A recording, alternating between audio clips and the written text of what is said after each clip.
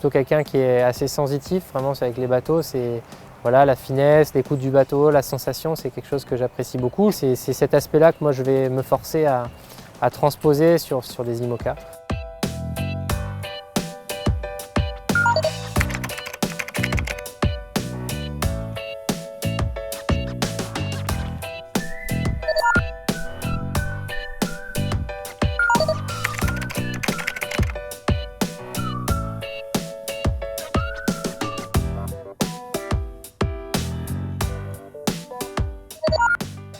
J'ai découvert la voile à l'île de la Réunion, parce que je suis né là-bas il y a 26 ans. Et en fait, assez tôt, j'ai mis les pieds sur un optimiste. C'était vraiment une dynamique familiale chez moi, parce que j'avais mon père qui faisait du bateau. On utilisait souvent le bateau familial pour aller à l'île Maurice à côté, donc faire des traversées qui étaient déjà assez toniques, parce que dans l'océan Indien, ça brasse bien comme il faut. Et c'est vrai qu'assez rapidement, c'est plus vraiment l'aspect compétitif qui m'a plu. C'est vrai que je me dis toujours, ça a été la voile, mais ça aurait très bien pu être autre chose. Et je pense que si ça avait été du vélo, du foot ou du rugby ou n'importe quoi, j'aurais pris avec la même passion et la même envie. Ça a été la voile, donc j'ai continué dans cette démarche-là. Il y a eu mon entrée en équipe de France en 2005.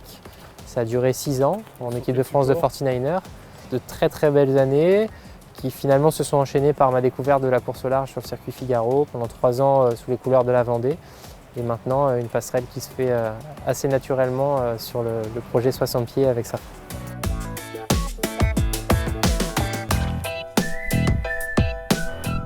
C'est un point commun qui est assez direct entre Safran, groupe aéronautique, et puis le fait que historiquement mon grand-père était pilote de chasse, ma compagne travaille dans l'aéronautique et dans les matériaux composites, moi-même j'ai la licence de pilote privé. Forcément c'est des points communs, c'est des liaisons qu'on fait de manière assez directe et c'est un rapprochement qui se fait naturellement. Donc voilà, moi je parlais tout à l'heure des visites de filiales, c'est une partie de plaisir pour moi parce que je découvre des aspects techniques et de construction de ma deuxième passion. Donc c'est vrai que c'est assez génial. Cette complémentarité, on va dire, avec le groupe. La classe IMOCA, pour quelqu'un qui a un peu de recul, je pense, sur cette classe, c'est surtout le Vendée Globe.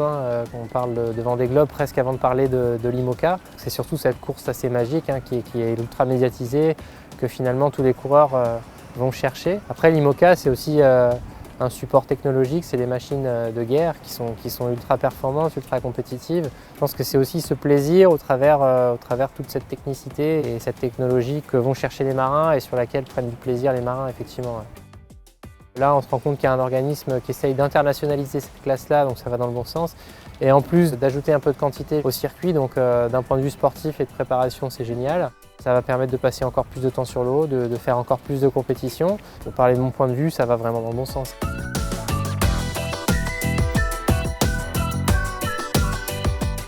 Le Vendée Globe. Je me suis toujours dit que le jour où j'irai sur cette course, ce serait pour faire de la compète. Je pense que c'est peut-être dû aussi un peu à l'âge, mais j'ai pas forcément de plaisir à me balader, voir les couleurs dans le ciel, des oiseaux, apprécier et prendre du plaisir sur ces choses-là. C'est vraiment la compétition qui me tient et qui me tiendra sur une course comme ça.